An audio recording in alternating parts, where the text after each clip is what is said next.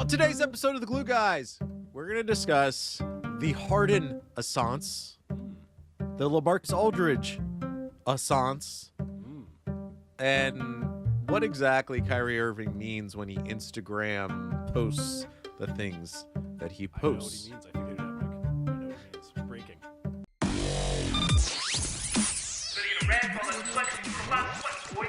Welcome back to the Glue Guys. This is Mike here. Say hello, Brian.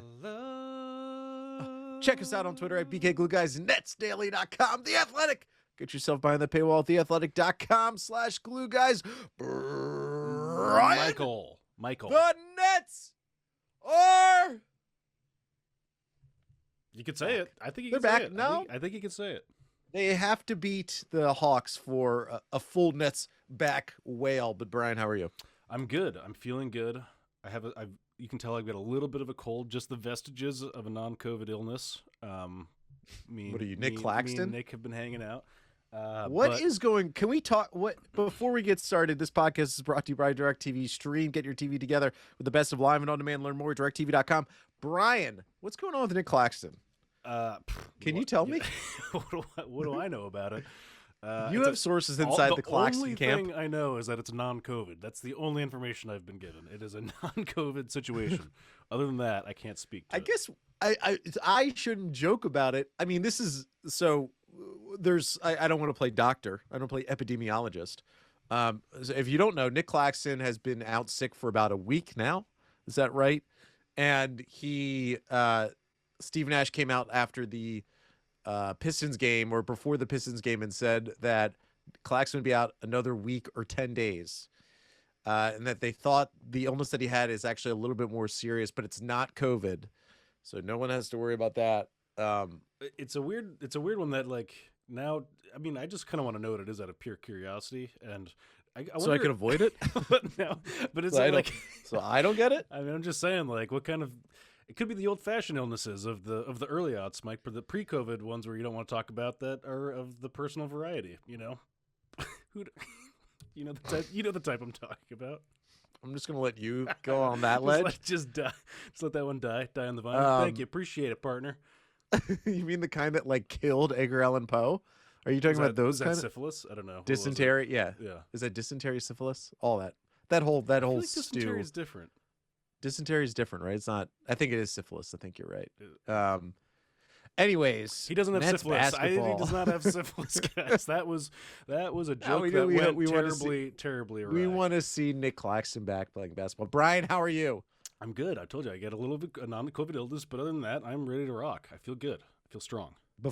Before we fully get started, everyone, if you're on Apple Podcasts, just give us a 5-star review and a little write-up if you could. We haven't asked for that in a while. I haven't asked for that. And it seems like something that's important for the success of a podcast. So we asked for that now. Brian, okay. I think, since we last potted, we had 3 shows last week. We really tried to drive home the importance of early season Nets basketball. We're recording this show now. Mm-hmm. The last show, we had discussion of, it was post-Pacers game. We also had on Mo DeKeel, former video coordinator for the Clippers and Spurs. Mo also co-hosts the Athletic NBA show's Friday show, Nerder She Wrote. He knows his basketball. Okay. And we talked about James Harden, and most of what Mo was saying was that the rule changes is the thing that is affecting Harden the most. Since that time, Harden's had 2 games where he has looked the best he's looked all year. Looked pretty good.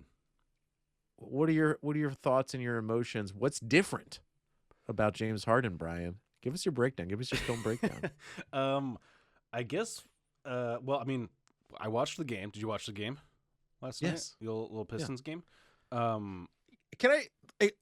Incredibly enjoyable game to watch. One that fun. There's no tension. Oh, I was talking about this on the stream, and shout out to the Discord, and shout out to the stream, the family, where it felt like the regular season had truly begun after the first quarter of that game, where we had been basically up 5 to 8 points the entire time, and it appeared that the Pistons were going to invariably not care at some point in the third quarter, which is is exactly what happened, and that was that, and we just coasted right along. Got a little garbage time. Saw some Cam Thomas. You know, it was exactly what this team needed at this point right now. We need the Pistons, and thank goodness they were there for us. But yeah, the James Harden stuff. I mean, I guess we've talked about this, that we're not long term. We've never been long term worried about James Harden on this show. We planted our flag in not being worried about James Harden, and you know that those are paying off now. Those takes tenfold. We are getting some serious social credit for those hot takes, Mike, because he had a triple double and looked pretty good. You know, he was doing breaking his man off the dribble stuff. You know, classic James Harden jank. So, and it was the kind of triple double too that like the guy, you know, whoever, you know, Grady or whoever says it at whenever it happened, and you're like, oh, I guess he did have a triple double. Cool. It's, you know, classic James Harden triple double, yes, where it just sort of flows right in the, you know, the operatic of the game. You know, it just wasn't a whole big like James Harden moment. It was just a classic flowy game. I mean, he only took 9 shots in the Pistons game. He only had to play 29 minutes, even after Kevin Durant gets thrown out of the game because he basically was punching Kelly Olynyk, which I fully support. I want to punch Kelly Olynyk. Yeah, I'm jealous. I'm also furious at Kelly Olynyk all the time. I support Kevin Durant. Kevin says he was fighting through a screen. I presume every time I see Kelly Olynyk, I have to assume he's trying to dislocate some part of my butt, some extremity. He wants to dislocate it because he's a sick pup, Mike. He's a sick man. So I don't mind. I think you can preemptively punch him in the face because I can tell he's got that crazy look in his eye. I mean, the funny thing about Harden is that, you know, his number of shots per the game have actually gone down. From the beginning of the season, he had 16 attempts, 17, 16 attempts, 17. And then the past 3 games, 12, 11, and 9. This past game, that, you know, the Pacers game was the best Harden performance this year when he got to the free throw line 19 times. But even in the Pistons game, only 3 free throw attempts. Maybe, you know, the refs continue to swallow their whistle for the most part when it comes to James Harden. But he's looking a little quicker. Mm-hmm. His step back is working to a better degree, and he feels more in control, more in the flow of an offense, more of what he was last year. And I thought it was interesting that it happened against the Pistons, again, because Durant was out. But that Pistons team, and it doesn't have that much talent. No, there's not a lot going on there. It's a lot of Hamidou Diallo, who everyone when he was a draft prospect, everyone wanted him to come from the Nets because he is from Brooklyn, and everyone felt like right. But there's too much Hamidou Diallo. There's too much, like, Jeremy Grant is like really obviously, of course, the best player on the team. Killian Hayes is being allowed to make a lot of mistakes, and Cade Cunningham didn't even play. Yeah, and yet there was a very real scenario where the Nets could have had a close game against this Pistons team, and it would have felt I reject that. I reject that. You don't think it was even a possibility? I do not think that was that was going to happen. No, I don't. I mean, another key part to the game, and let's just move to the role players. Okay. LaMarcus Aldridge. Sorry, excuse me. I thought we were talking about role players, not our third star. What are you talking about? Okay, this is the question to you, Brian. Yeah. Not manufactured tension. Okay. But pointed questions. New segment. How much faith can I put? How much can I love LaMarcus? How much am I allowed to believe in him and make a commitment? Is this true love, or is this just a summer lovin' having a blast? Summer lovin' happens so fast. Which John Travolta movie is LaMarcus Aldridge? This is Quentin Tarantino's true romance, Mike. This is true romance. Never seen it, but well, he didn't actually. I think he just wrote it. I forget who made it. Anyways, but that's just, you know, for us film inside baseball over here, cinephiles. Yeah, I am basically. It doesn't matter. I'm just in love with him, and I can't stop myself, Mike. It's not even worth, you know, trying to trying to fight these feelings anymore. Everything that he does is so weird and funny and like bippity boppity. I just can't get enough of it. And the best part is it's effective. It works, and he's making an insane amount of shots. And anytime something seems to go wrong, he's just there to shoot his dart. He's there plugging away at the dartboard. Like it's a dad energy. I feel safe in his presence. Like he's my father. Like he brought me into this world, and now we're together shooting darts. Like it honestly feels like Sean Marks got a time machine.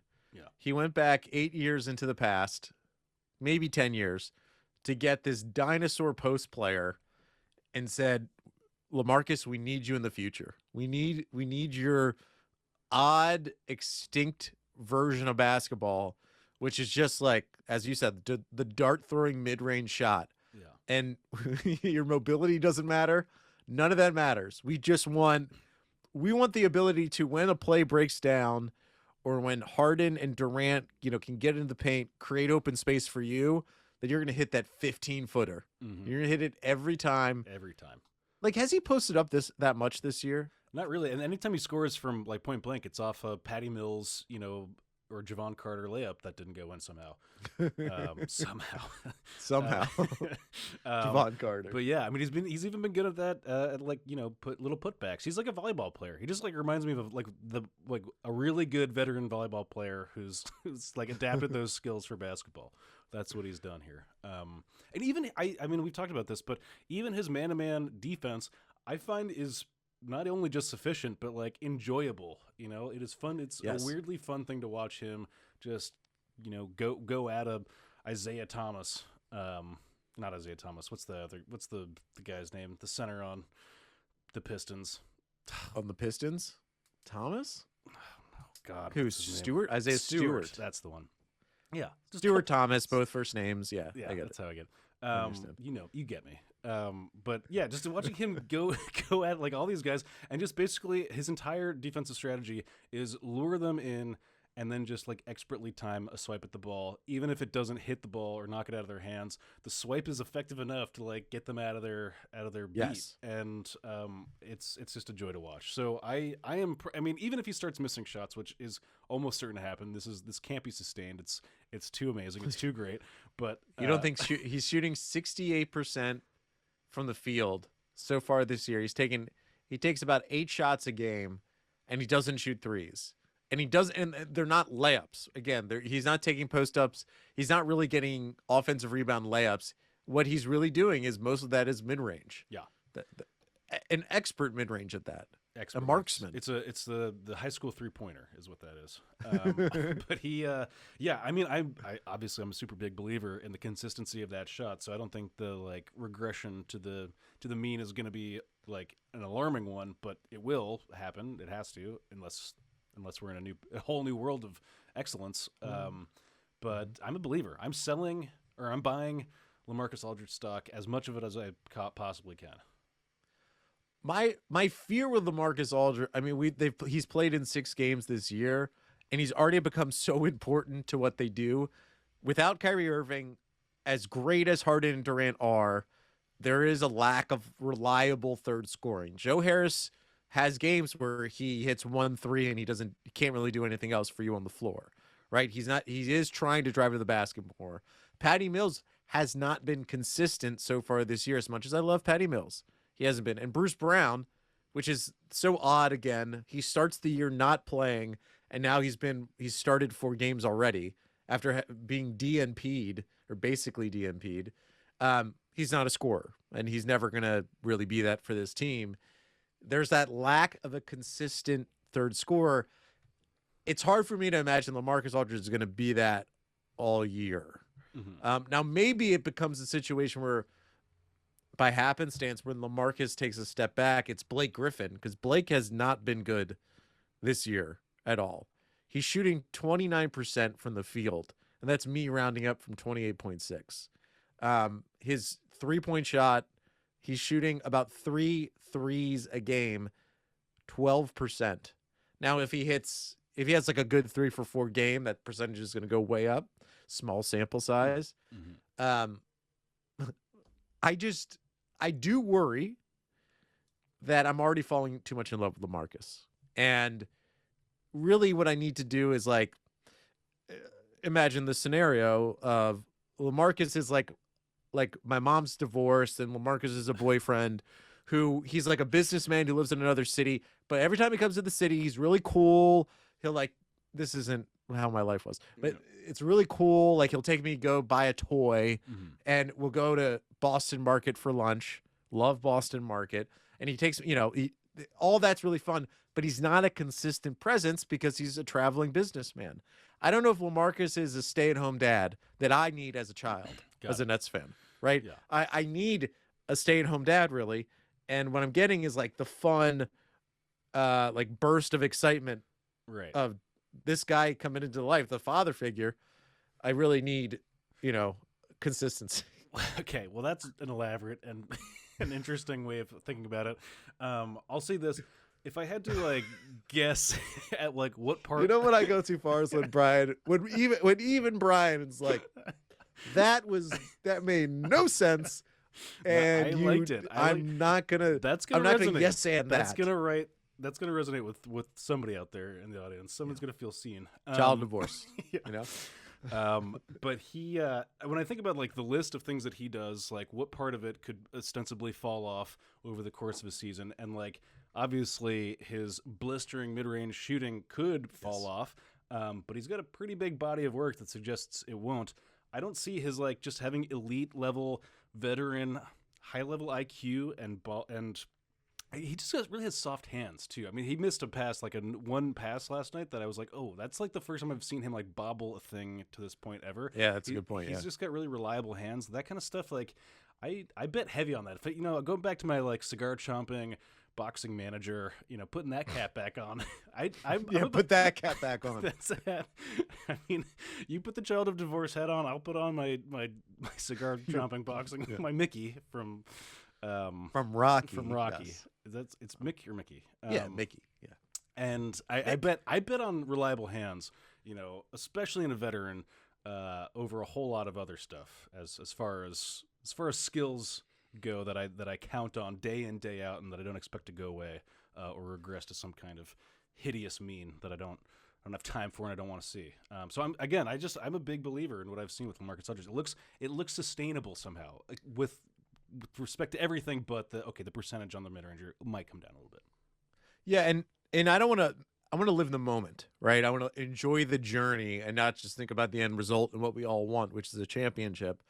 But in the playoffs, having someone like LaMarcus, huge. It's huge. Yeah, it's going to be big. Like both him and Patty has again been inconsistent, but LaMarcus's ability, like you talk about, the control that he has, he really understands the things that he can do now on the floor.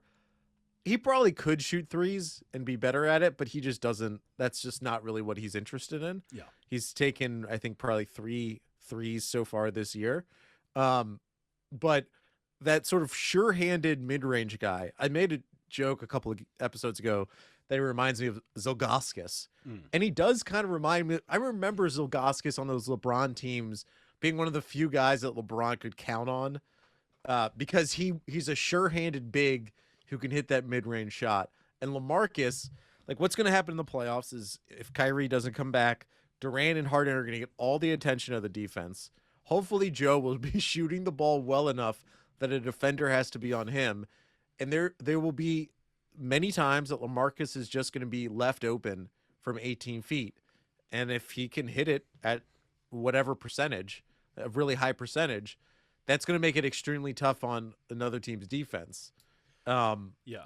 Can I say something? Just add one he's little... also go ahead. 36 years old. He is 36 years old. He's not going to be... This is, we can't fall too hard, Mike, ultimately. But I will say that I think, having not had a reliable, outside of Kevin Durant, obviously like a reliable mid-ranger guy in our rotation, I get that it's not in vogue for mid-rangey stuff. I've seen the data. I understand deeply, and I am a...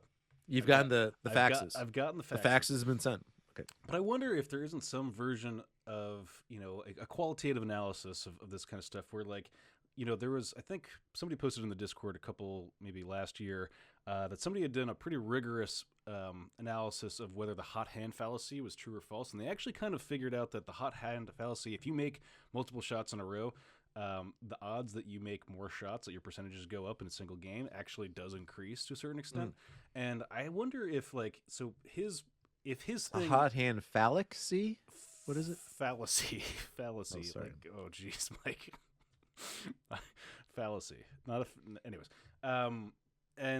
So like a reliable shot that he knows that he can go to, whether or not it's like the most efficient shot in basketball. Sure. If you are not making any shot and there is some kind of cognitive bias that something about watching balls go through hoops make you yourself put the ball through the hoop more, and perhaps ipso facto other players on your team put the ball through the hoop more. I wonder if there's not a larger qualitative analysis of the psychological element there, that you could make a real data-driven argument that there should be some kind of, reliable mid-ranger shot. Anyways. Wait. I know what you're... Yeah. You know what I'm saying. I think I just challenged... I agree. No, I agree I challenged with it. one of the big brainiacs out in Glue Nation to incorporate that into this new age of spacing and pacing. I think that there's room for that, for a data-driven argument there. Well, and what I think, I agree in the hot hand. I agree in the warm hand and the cold hand. I agree in all temperatures of hand. What I think happens that throws off the statistical analysis sometimes of hot hand, because there's been a lot of people that have written that hot hand doesn't exist, is that hot hand can both give you confidence in the right way and give you confidence in the wrong way. And we see it all the time where, like Taurean Prince, if he hit his first 3 of the game, he was taking 8 of them because he thought that that was going to be a great night for him. And he would take threes that were ill-advised because he had a confidence wave wash over him, and he would start taking shots. Where I think someone like LaMarcus Aldridge, maybe not even he's the best example, but there are other guys in the league who, if they hit a few, Steph Curry is the best example. They then have the confidence to maybe take more and more of their shots, that the team looks for them more and more in those situations, and they ride the hot hand. I think it works both ways, and maybe it throws off the data set when you have your Taurean Princes not being so hot of hand. I'll find the link to this. I think that it accounts for the subjectivity of like what is hot? Is it 3 shots in a row? Because that's the NBA Jam standard, but is that the global standard? Is that the global? Does that translate to Celsius, or is it just Fahrenheit for hot hand? We have to know. Can I ask you something directly? Okay, Jesus, am I in trouble? Blake Griffin's been starting as the center for this team. Yeah. So they've started Nick Claxton, and Blake has started every game he's played so far this year. LaMarcus Aldridge hasn't started a single game. If you're Nash, do you think about tweaking and saying, Blake, hey man, you're not really playing all that well right now. We're going to move you to the bench to get more time against subs. We're going to move LaMarcus forward because he's playing better. Or you just say, hey, everything's kind of working the way we wanted to at the moment. Do we just stick with Blake as the starter and LaMarcus as sort of the bench scoring big? I kind of like the way it is right now. I believe, I actually don't think, despite the fact that like Blake's shots are clearly not falling, that I think he's been playing okay despite that. He's been pretty he's a pretty like functioning part of the offense in terms of like his ability to be like the second or third like pass maker dude. He seems to be in the right place at the right time. He's like, trying to make clever things happen on a pretty regular basis. So I haven't like hated my Blake Griffin minutes. It would be awesome if he wasn't so bad from 3 right now. But beyond that, like, he's not like a guy who's conspicuously not fitting in or something that needs to be like, systemically replaced. Yeah. And I think with Blake, there's never anything ever set up for him, right? Like, not that there is for LaMarcus necessarily. I don't even know what setting Blake up would look like though. Like what, That's kind of the odd part about his career. And what I like about Blake is that he tries to then figure out, he takes charges, he becomes a pest for the other teams. He rebounds. He tries to rebound as well as he can. He's still sort of he's a little short compared to a lot of the big men in the league, but like he figures out a way to be impactful even if he's not scoring. He's only hit 2 3-pointers. He's taken 17 of them so far this year. That's the piece. Like, you could almost accept anything if he's hitting 35% from 3 and hitting a few more of those open looks. That's going to make a massive difference because no one guards him at the 3-point line. I'm going to guess most of those 17 threes were probably wide open because he really only takes threes if he is wide open. I like the way he's playing, and I like LaMarcus on the bench boosting whether it's just Harden or whether it's just Durant out there, boosting those units and making those impactful. And LaMarcus as a starter, I just wonder if it's going to move in that direction because LaMarcus has just been the much better player this year. And ultimately, it makes sense to start your 5 best players if he is one of them, right? And he's also bigger, and he can guard the bigger burly center at a better rate than Blake can. Yeah. I don't know. You know, it's going to even be a more killer backup rotation comparison. Combo is when X-Touch Football, when X-Touch Football, famous X-Touch Football player that really comes grinded back, your gears. Comes back. You saw. I just like the idea of I like that meme. Comes back and comes off the bench for us because he's got it. We got to put him through. Got to put him through some hell, you know, when he comes back. And then he's a 2-man game with LaMarcus Aldridge. Kyrie Irving does. That's who I'm talking about, Mike. Do you think? Well, we're going to talk about Kyrie later in the show, but that's what I was doing, Mike. I was teeing that up. Oh, we're not ready to move on to that yet. We're not quite ready. Let's because we didn't talk about DeAndre Bembry, and I just want to finish with our Bembry thoughts. Get ahead of myself. Because I've been on the Bembry bus since the moment he signed in Brooklyn. The Bembry bus going to Brooklyn. Okay. I don't think you've been more than me though. I think I was on it first. Okay, I may have been also then looking at other rides while I was on the Bembry bus. You get on a lot of rides all at once, Mike. It's hard to know which one you want to like really, you know. Well, basketball slut. What do you want me to say? Your ass. You know, Jeez. Pass it out around the neighborhood. Never heard you talk this way. My God. What an odd episode. Yeah. Apologies to everyone who's listening to this with their child in the car. I've been on the Bembry bus before anyone in America. Bembry's been looking good, Bri. The thing that has been exciting is that he's so aggressive sometimes going to the hoop, which I love. I love not good players being aggressive. And the Nets have a bunch of not good players who are aggressive. James Johnson, Javon Carter, Bembry. Millsap he's less sort of like demonstrative on the floor, but he's not afraid to be physical. Obviously, his whole career has been based around that. I like that Bembry isn't like phased in the least bit. He's not so like what TLC, Timothy Luwawu-Cabarrot, friend of the show. You're going to compare these two? Well, that's the similar spot on your roster that these two are. One guy was a much better 3-point shooter in TLC, probably like more sort of the traditional swing man about what you want from TLC, but there was sort of an easiness when he was involved. You weren't sure if you're going to get good Timothy Luwawu-Cabarrot or bad Timothy Luwawu-Cabarrot. Bembry, while maybe not that good, aggression. Well, I'm going to say this. I reject the premise that those are similar players. Although they take you can't. You absolutely cannot. This is my premise. You can't reject my premise. It's mine. No, I like it. They played the same. Oh, now you like it. They play the same minutes, but they're radically different. And they're both wings. They're both wings. They are radically different. Yes, they're radically different. What I like about Bembry is just that I think the comparison that I drew for him was that he was like, you remember Felix the Cat? Did everyone have like some level of exposure to Felix the Cat? Yeah, I felt like Felix was too omnipresent, or just too out there. Like, but there wasn't like a single like pillar, like an IP pillar, like a set. I mean, there was there was a cartoon that was. Wasn't there a clock though? That was what But his deal was like Felix had a bag, right, and it was like a checkered bag, and he just reach into it and pull out literally anything. You just manifest whatever he needed in the moment. And that's sort of how I feel about Bembry. He's just got this bag. It's just a portal to another dimension, and he pulls out some some new thing whenever he needs it. Like he just really competently walked up and pocketed like a transition 3 last night against Pistons, and then and did a quick little Carmelo-esque bop on the head with his 3 fingers and kept it moving.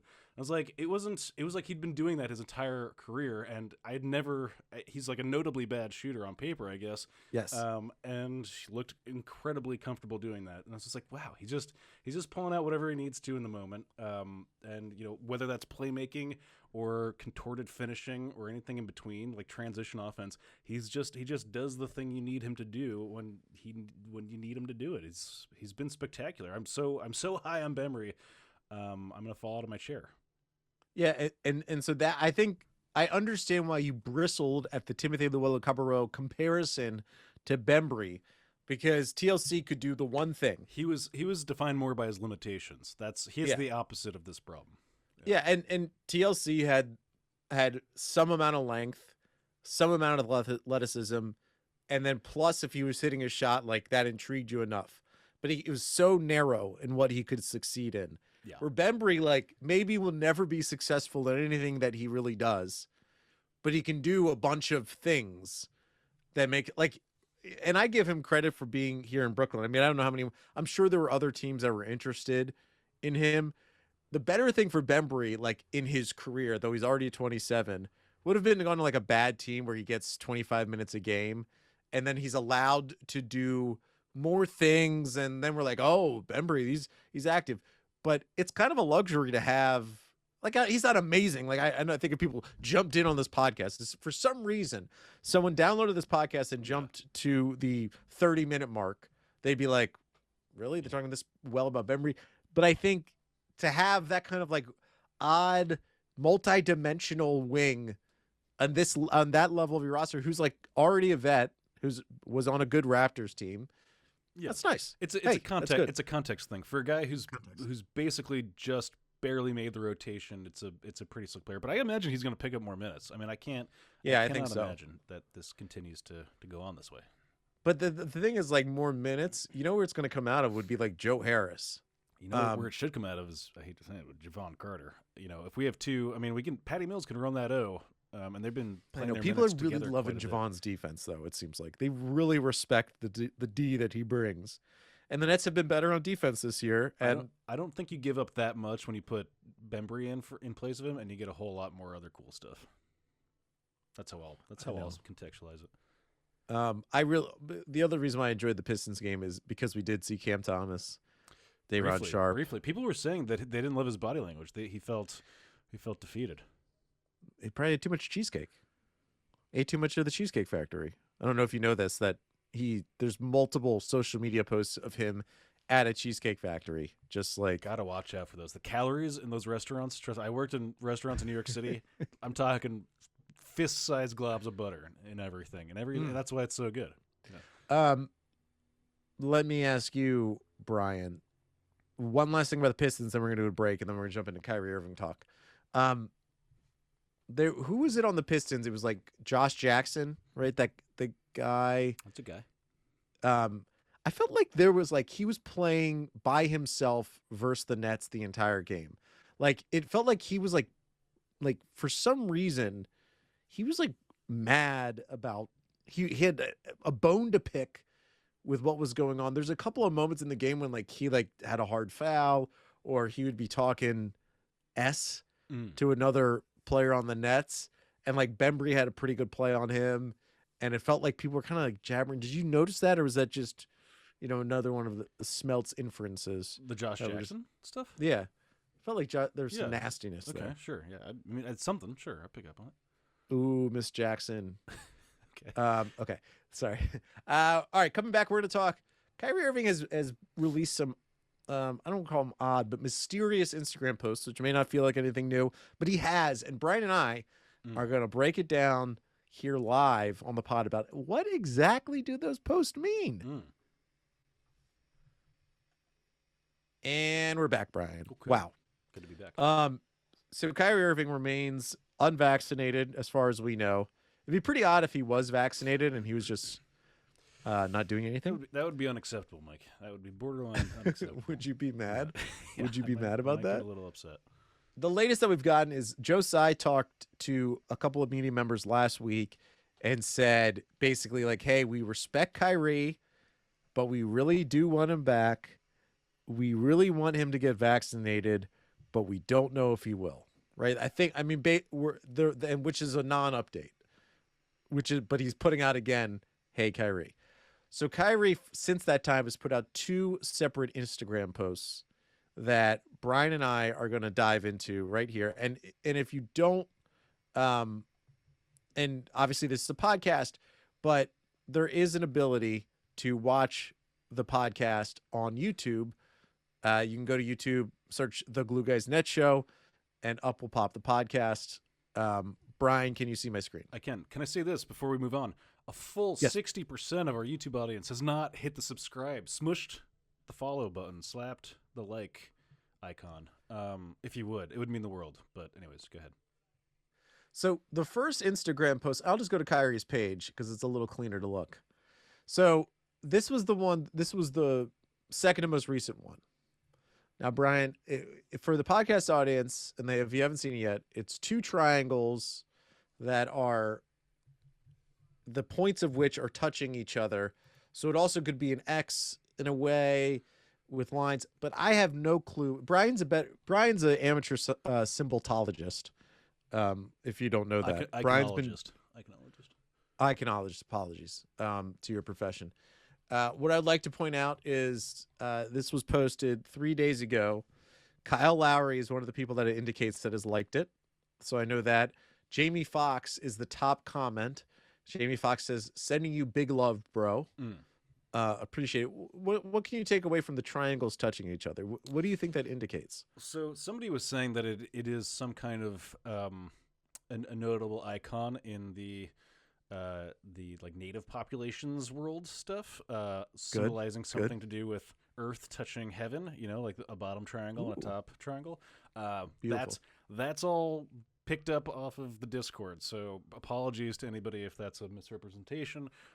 What that means in the greater context, other than just, the kind of a tattoo you might get in college, I'm not sure, but yeah, so that one's a tough one to puzzle out for me. The one that I more enjoy trying to puzzle out is the second one, which Morpheus, which is the best.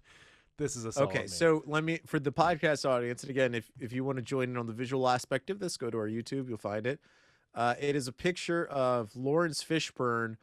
I believe it's got to be dressed as Morpheus. I mean, he's got the classic no armed sunglasses, just like it has just the lenses.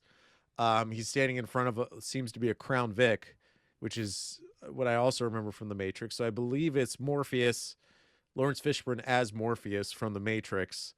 No comment released from Kyrie Irving. Now this one's concerning, if we're going to be honest. Mm-hmm. Other concerning things is that the top comment on this is Stephon Marbury saying it's bigger than basketball, which got 2,000 likes as a comment. And then underneath that is Rod Strickland. And if you don't know, Rod Strickland is basically Kyrie Irving's godfather, I think he is his godfather, with a flexed arm emoji, a fist in the air emoji, and that repeated 2 more times, that pattern, which seems to indicate strength and almost protest. Scroll down on those other, like the blue check-marked things. Like, who else is we got? Big Boy. We got Big Boy doing. So here's let me just go through one little theory I've got for you, Mike. This is my cynical theory. We've got High Res the rapper. Okay, that's a YouTuber who I just found out about because of this. Stephon Marbury. Would you say he's a Nets guy or more of like a Knicks fan? Would you say? Knicks guy. Strickland. Don't you think? Would you say Strickland's more of a Nets guy or a Knicks guy? Knicks guy, right? He's a Knicks guy. All right, let's go Big Boy. I don't know, Hawks fan maybe? Notable Atlanta mainstay? Jamie Foxx goes to tons of Heat games. I haven't seen a Nets fan pop up with a blue check mark in the mentions repping anything, positive about these decisions yet. I'm just saying, if I'm a Knicks fan or a Heat fan or a Hawks fan, I'm popping up in Kyrie's mentions too, being like, good stuff, man. Keep it going. Keep the fight going. Keep the fight Keep going. up your voice for the voiceless. How many times has Starbury popped in and Julius Randle to mentions to be like, "Hey, you shouldn't have gotten that shot, bro. What are you doing?" I haven't seen that. I haven't seen those posts. to take it one step further, both this post and the other one we talked about, at least from what the algorithm I'm being fed, Kyle Lowry is liking these posts. Need I say more? A modern rival. A guy the Nets have literally just lost to. Is that this is the real Kyle Lowry. I'll click on his pages. Lord. Blue check mark Kyle Lowry who's Kyrie's most recent post. Now here's the conspiracy theory I've got for you, Mike. Oh, no. But isn't Kyle Lowry like the exact type of person who would play these mind games? Of course. Who would be like, Kyrie, this is what I would do. I would do this in a fantasy league. This kind of shit. This is a low hanging fruit. This is easy stuff. And of course, that's what they're doing. And Kyle Lowry is cynically liking these messages as they should. Hey man, I support you. Hey. Yeah. We support you. Meanwhile, Kyrie, this is your journey. Meanwhile, we're handing you L's on your home court. But yeah, keep it going, bro. We support you. This is it. This is the conspiracy that everyone's been looking for, guys. It's pretty simple. Well, let's break down Morpheus for a second there. Oh, because there could be two readings. Oh, okay. What's that? Okay, sure. Go ahead. Sorry.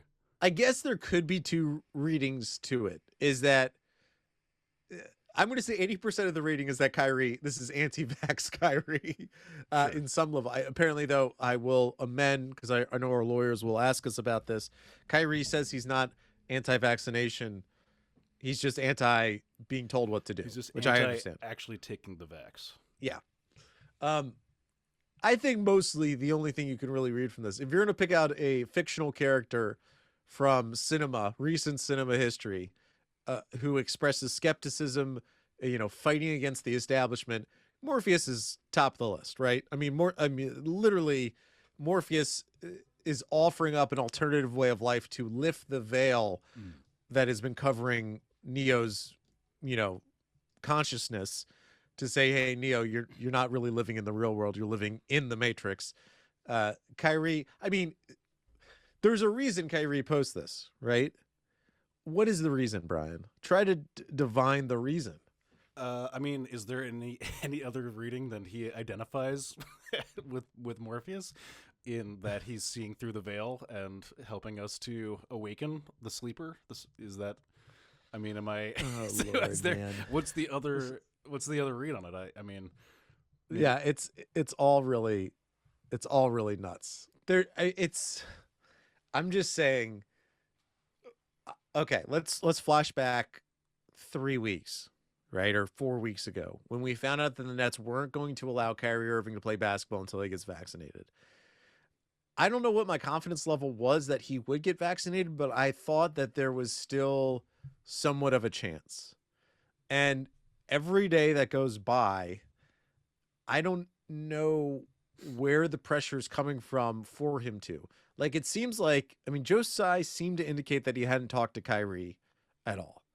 Okay, since they made the decision. So Joe is not putting pressure on him. Sean Marks doesn't seem like the kind of guy that's putting pressure on Kyrie Irving, probably because he knows that if he does and it leaks out and he could look bad, Sean, as great as he is image conscious in a good way as an executive, but he's image conscious.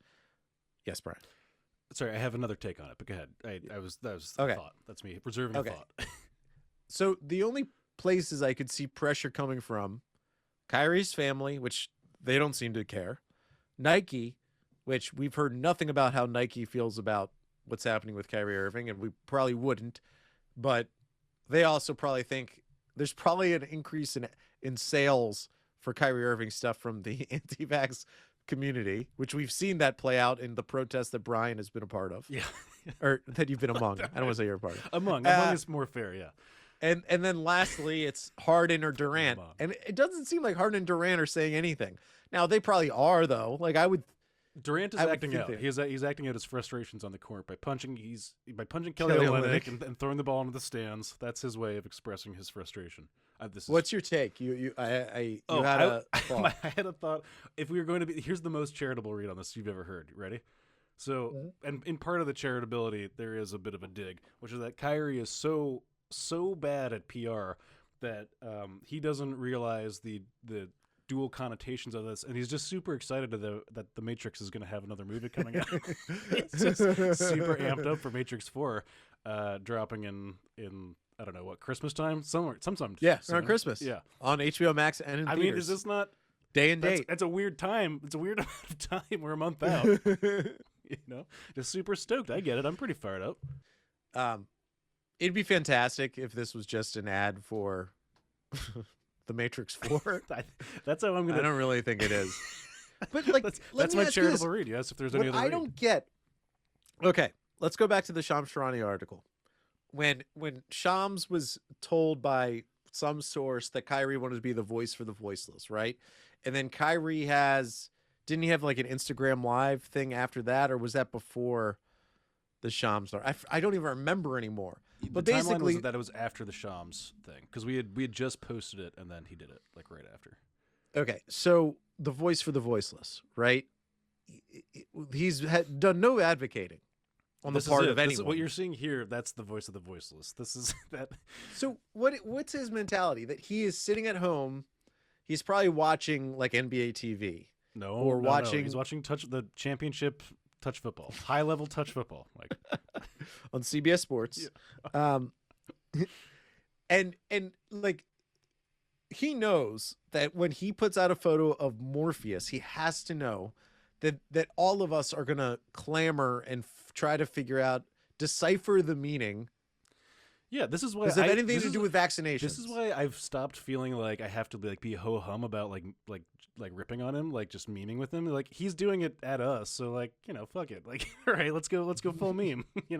He's just looking at his whole thing, like Kai artist, all even. Like, you wanna be like shit posting. I'm down. Let's go back and forth. I mean, not that he's like shit posting at us in particular, whatever. Like, he definitely doesn't listen to the show, or if he does, shout out. And come on and be the voice of the voiceless. But yeah, I mean, like, stuff like this is so conspicuously trollish to me that I'm like, okay, like, forget, it's directed. Yeah, this Morpheus, it's a direct message to the voiceful, the people with full voices, right? Like, this is in response to something, this Morpheus posting, and for me, mostly it seems like it's in response to like, no, I'm not getting vaccinated. Yeah, of course. Or, I just, it's interesting too. Like, so now that we've sort of, and I'm sure we'll get more of it based on, the tone of this episode, like the people will pop up in our Twitter mentions who are, it's all like this too. They post in like imagery. They have a bunch of like eyeballs and stuff in their Twitter handle, like in their IG handles and stuff like this.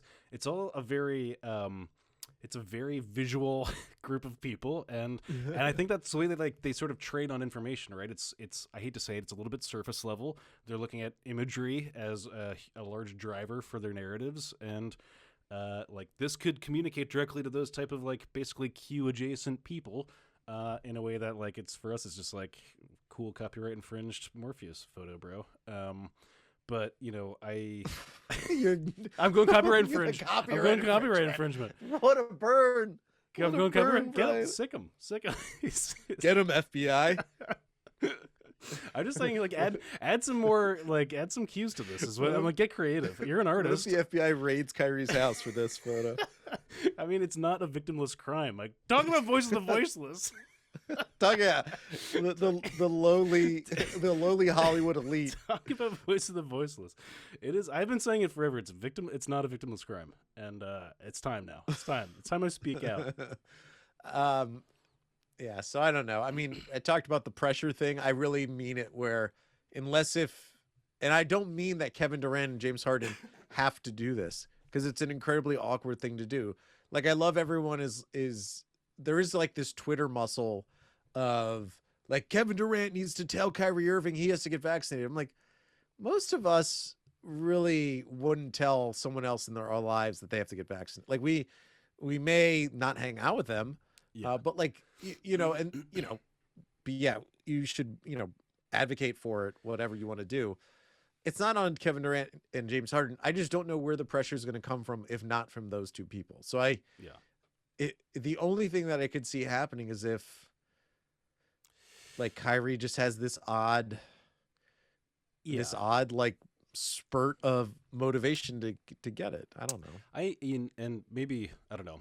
without getting too personal, I actually do like sympathize with this a little bit, just because like I there is some level of like, I wonder if we need to do some level of like actual concern posting here, because like I don't know, I've got people in my life who I've sort of like lost to like just like being on like terminally on the internet, you know, and like you don't see them anymore. Like, not that that's possible for for a person of like Kyrie Irving's level of success and notoriety and stature and whatever. It's interesting to think like maybe he could just get ensnared by like sitting at home and like, you know, putting stuff in his meme folder on his desktop. Like that legitimately happened to like a friend of mine from college who just like got like lost in the internet. And there's like a certain mental health kind of component to that, which is dicey, and you know, you want to be sensitive to. So that's my gesture of good faith, and like, I don't know, is it check on your friend territory? Yeah, I mean, I think why I'm kind of surprised he hasn't gotten the vaccine yet. And again, I know this is a big decision, so I'm not trying to take it lightly, but basketball's been this guy's life for his whole life. And I've said this before, but Kyrie, as physically talented as he is, like he's ultimately a 6'1" kind of skinny guy, 6'2", whatever. And he worked himself into being the greatest ball handler of his generation because he's worked himself into it, meaning he spent a lot of his time on a basketball court dribbling a basketball, trying to perfect his game. And that's why I think a lot of players really respect him, because he has the skill level that very few people ever in the history of the world have ever had playing basketball. He's not just Shaquille O'Neal rolls out of bed, 7'2", 300 pounds, and Shaquille was ultra athletically gifted, right? Kyrie his life has been based on trying to perfect sort of these smaller parts of the game. And I would think as the season's happening and he's seeing LaMelo ball out for the Hornets, and, you know, seeing these players that he considers his peers achieve these heights and hit these personal marks, and, you know, we all obsess over Steph Curry has a great game against some team. I would think that type of like slow information drip, and the thing that has been taken away from him is playing basketball, that would kind of be like, he would reassess at some point and be like, what am I doing?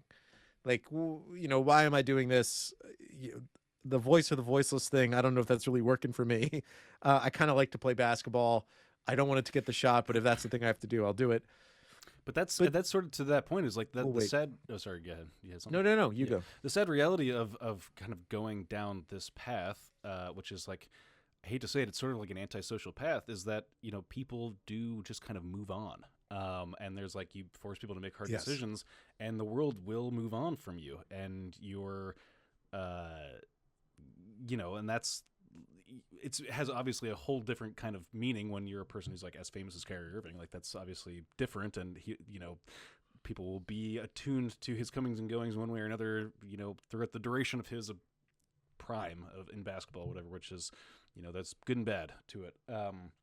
But like, if this just continues, like, you know, I don't know how much more after this season, like if he doesn't come back or whatever, I don't know what'll happen exactly. But if this just continues on this way, like, people are just gonna move on without you, and society will move on without you, and that's how that kind of goes. Yeah, and I'm not making a comparison about the stands that they're making, but there's only been one, I'll just call him an athlete, but he's obviously bigger than that, who, I mean, there's been multiple over the history of time, but there's been only a few athletes who, because they're not playing, have had, like, their legend grows. There was Ali during Vietnam and Kaepernick most recently, and their situations are drastically different, even if Kyrie maybe doesn't think so, than what Kyrie is going through. Kyrie is technically being kept out of the game because of the Nets and the city of New York. Like, there's a system that is keeping Kyrie from playing basketball, but his reason is different than Ali and Cap, right? Like their reasons are, I would argue, much more important. Well, and I wouldn't even say like bigger. You can argue the importance, whatever. I mean, if he he comes by his beliefs honestly, that's one thing. But the other thing is that like Ali and Kaepernick are like pretty effective communicators of what it is they're trying to do here, whereas Kyrie is an immensely flawed communicator, and I wonder if that's not sort of a correlation between the information coming in and going out. It seems confused in both directions to me. And I hate to say it, but the Morpheus thing, the Morpheus thing, like using a piece of popular media like that to express something that's as like important as this feels, it feels like a low EQ, not good communication way of going about something that's like, if that's very important to you, sending cryptic images from Hollywood films from the 1990s is a pretty, I hate to say it, it's a pretty low EQ way of communicating these ideas. Ali would not be doing this. You know what image I would love to see is the scene in She's All That when she's walking on the steps in the red dress and there's the song. Yeah. There she like it. So if Kyrie posted that on his Instagram story, so funny. I would be like, he's got the vaccine. He did it. He took off his glasses and he's got the vaccine. You know, like he turned from nerd to beautiful girl. He did it. Like that would be the ultimate 90s film reference I would love to see. Morpheus is on the other end of the spectrum. We're like, we've lost him. Oh man, We've lost him. Can we get a meme? He's not playing basketball. Of just the screenshot of what we have, like that we're seeing here on our screen, but just like with different 90s films communicating, like what they would all say. A visual killer comparison here might be in the works, Mike. Oh, it might be workshop. That's where we got to be. Yeah. That's going to take so much of our effort. That's too much but effort. No, we'll figure it out. Yeah, the Starberry, just one last time. The fact that it's Marbury saying it's bigger than basketball means that Stephon Marbury is picking up.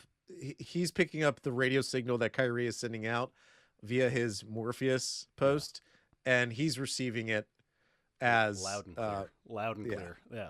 I think that's no really latency in that message. No pun intended.